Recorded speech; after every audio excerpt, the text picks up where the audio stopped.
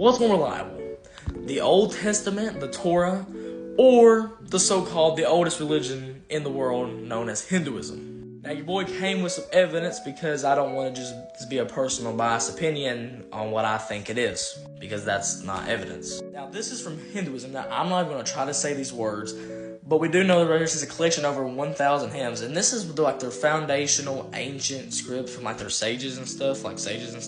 And they also have like remembered text. That's like they also have like stuff that was divinely inspired, or they have ones that were like orally given to them and they've just copied and remembered.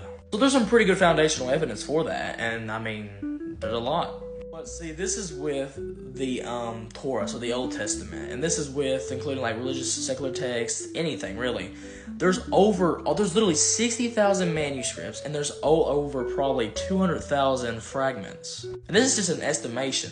This is not even counting the Dead Sea Scrolls, or you try to say that word, but the Torah scroll, the oldest complete Torah scroll, which, as it says, is dating from the 12th to the 13th century. Honestly, why it's hard to have a precise age for these things is because of this. It says as the age of the scrolls, right? You can see this. This is what it says.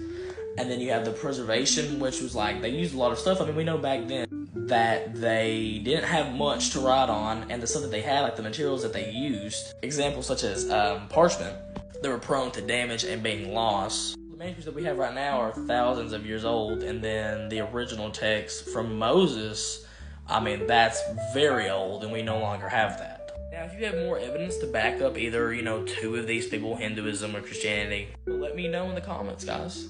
I just believe, personal opinion, from looking at the Old Testament, the New Testament, manuscripts, and just all of these things, that there's just a more foundational and firm place in the Old Testament and the New Testament. Just with like also prophecies being fulfilled and all these things happening. There's just more like historical evidence for, I think, the stories of the Bible. Not even really a story, but more actual historical evidence. And I think morally, in my opinion, that Hinduism really started and kind of sprung forth when the Tower of Babel, with the split of like their languages, that people migrated kind of to India.